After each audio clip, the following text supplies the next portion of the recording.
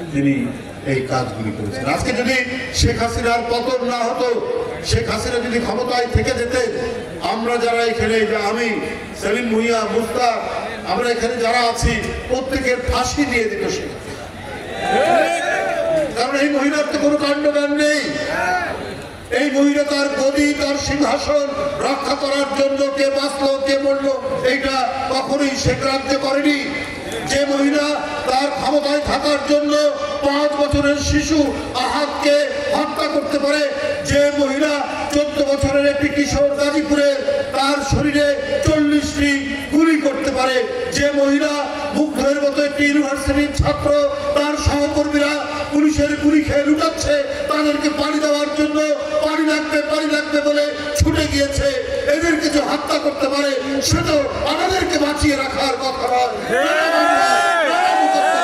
আমাদেরকে সে ফাঁসি দিয়ে। আল্লাহ রাসূল এই শিশু বাচ্চারা তাদের অভিভাবকরা সহ যখন রাস্তায় নেমে এসেছে, একের পর এক অকাতরে জীবন দিচ্ছে। বেগম রোকেয়া বিশ্ববিদ্যালয় রংপুরের আবু সাইদ নিজের পাঞ্জাবি, নিজের শার্টের বোতাম খুলে পুলিশের গুলিকে যখন বরণ করে নিয়েছে, তখন সারা বাংলাদেশের মানুষের রক্তের লৌহ কণিকা, শ্বেত কণিকা জেগে উঠেছে। এই এক রাক্ষসী, এই এক দানব ও বাঁচিয়ে রাখলে বাংলাদেশ শুধু নয়, বাংলাদেশের স্বাধীনতা, সার্বভৌমত্ব, বাংলাদেশের ইজ্জত সম্পদ আর থাকবে না।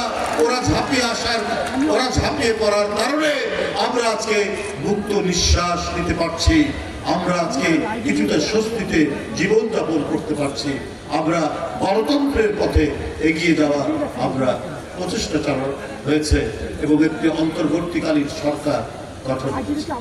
বন্ধুরা আমার, এখন আমাদেরকে প্রকৃত গণতন্ত্র প্রতিষ্ঠা, এর অনুশীলন, এর চর্চা করার জন্য আমাদেরকে আরো অনেক কাজ করতে হবে, আমাদেরকে অনেক কাজ করতে হবে। কোনো গরিবসি দিয়ে গণতন্ত্রের যে মূল যে কাজগুলো, সেই কাজগুলোকে বন্ধ রাখা চলবে না, সেই কাজগুলো শুরু করতে হবে।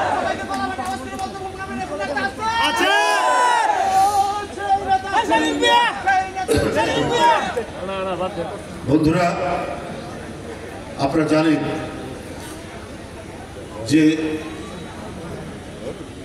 এদেশের মানুষ ভোট দিতে পারে না। 17 বছর যে জনগণ, ভোটাররা ভোট দিতে পারেনি, এটা গোটা বিশ্ব জানে। কারণ জানতো যে একটা অবাধ সুষ্ঠু নির্বাচন হলে পরে এদেশের মানুষ জানে কাকে ভোট দিতে হয়। সেই কারণে জনগণের প্রতি সন্দেহ পোষণ করে শেখ হাসিনা একটা অবাধ সুষ্ঠু নির্বাচন দেননি। দিনের ভোট রাত্রে করেছেন এবং ভোটারদেরকে ভয় দেখানোর জন্য মাইকিং করে বিভিন্ন গ্রামে, সেটার এখনো তার প্রমাণ, সেই সংবাদের প্রমাণ আমাদের কাছে আছে। মাইকিং করে বলেছে যে আপনারা ভোট কেন্দ্রে যাবেন না। আমরা 2014 সালের ভোটে আমরা দেখলাম চতুষ্পদ প্রাণী ছাড়া ভোট কেন্দ্রের মাঠে কেউ নেই, ভোটার এই পরিস্থিতি আমরা দেখেছি।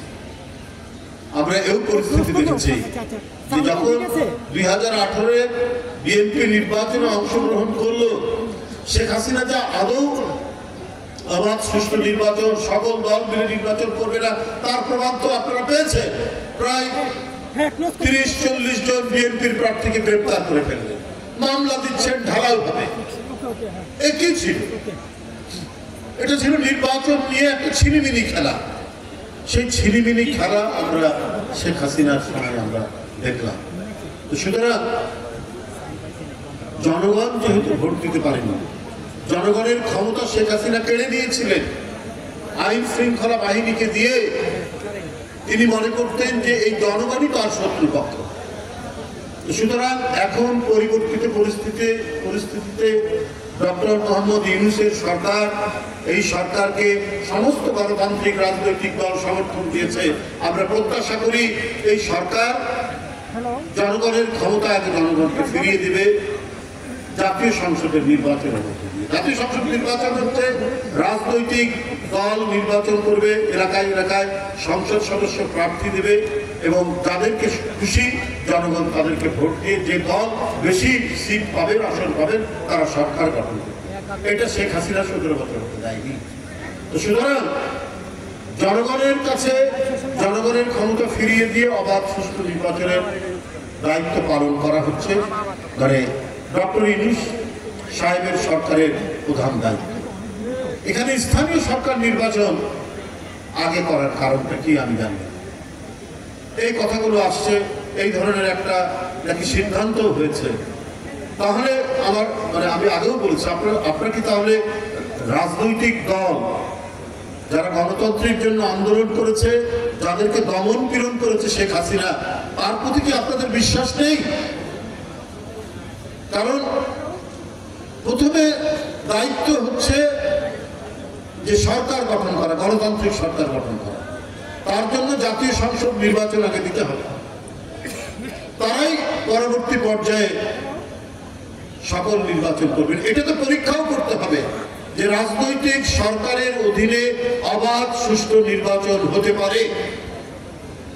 এটা দেখার জন্যও তো আগে সরকার গঠন করতে হবে, জাতীয় সংসদ নির্বাচন করতে হবে। আগে স্থানীয় সরকার নির্বাচন দিলে তার মানে কি তারা বিশ্বাস করছেন না যে রাজনৈতিক দলের অধীনে যে দলকে জনগণ ভোট দেবে তাদের অধীনে সুষ্ঠু নির্বাচন হবে? তারা তো অবিশ্বাস থেকেই গেল। যে অবিশ্বাস শেখ হাসিনা সৃষ্টি করেছিলেন, যে অবিশ্বাসের বিরুদ্ধে এত লড়াই, এত সংগ্রাম, শেখ হাসিনা এত গুম করেছেন, এত খুন করেছেন, এত ক্রস ফায়ার দিয়েছেন, এত লক্ষ লক্ষ মামলা দিয়েছেন, শুধুমাত্র একটা অবাধ সুষ্ঠু নির্বাচন, আমার ভোট আমি দেব, যাকে খুশি তাকে দেব, সেই যে পদ্ধতি, সেই যে জনগণের বিশ্বাস, সেই বিশ্বাসের মধ্যে তারা লড়াই করেছে। তাহলে তো অন্তর্বর্তীকালীন সরকার তাদেরকে বিশ্বাস করেন না? এই প্রশ্ন তো চলে আসে। তো সুতরাং এই সরকারের উচিত